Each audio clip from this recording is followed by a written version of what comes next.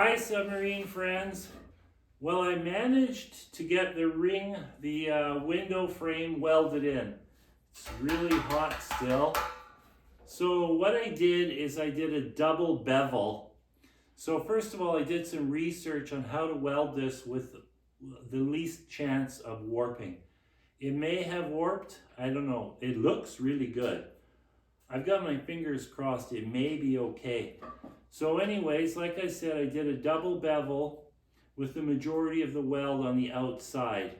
So what this does is you get a super strong weld without filling it too much. So if you do a fillet weld on the outside, you end up stacking a whole bunch of welds on there, and that's what causes the warpage. So the internet says do a double bevel, weld from both sides, the minimum amount of weld.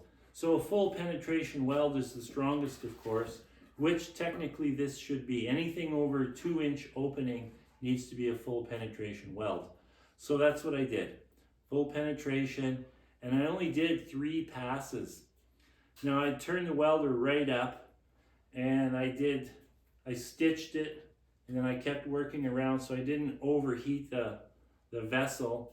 I put the ring, or rather the window frame, on my wood stove. This place is wood heated, like I've got a stove down here and a fan that blows the heat upstairs. Anyways, I put this on top of the wood stove for a while and got it up to about 200 degrees, which really helps with penetration.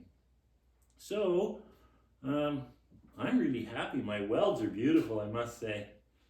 I guess I shouldn't brag about my welds, but they sure look good. I'm really happy. I used a 030 wire also, which helps. So smaller wire helps apparently. So yeah, I guess we'll just wait and see. It's tomorrow morning I will put the window in there. And what I do, the way I check it is I take strips of cassette recording ribbon. So the ribbon in a cassette. And I tape it so that it's laying down lengthways, and I'll put like 20 of them in here. And so what happens, you put the window in, you just set it in and you square it up where it's supposed to be, and then you pull the ribbons out. And they should all have very slight tension on them. If they don't have tension, it means there's a gap, which means that it has warped. So again, fingers crossed. I think it's going to be okay. That's my gut feeling. If not, I have to decide if I want to cut all the way around here, 4 inches bigger, all the way around, put it back in the lathe. I've got the lathe all set up on this angle so that it's perfect.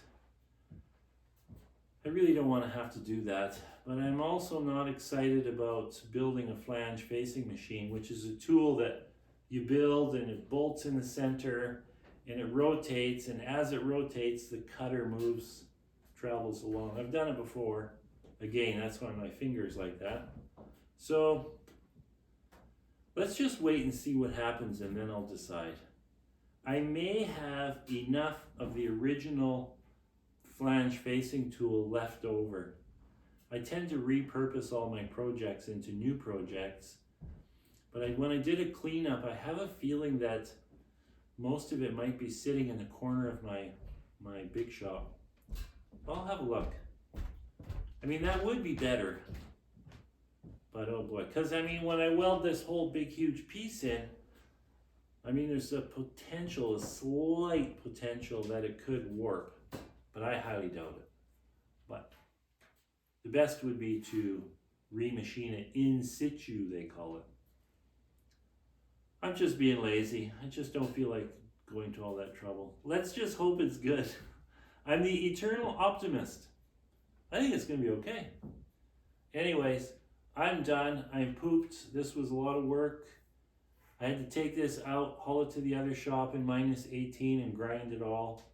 So I was all suited up for that. Had to bring it back in here, put it close to the stove to heat it all up.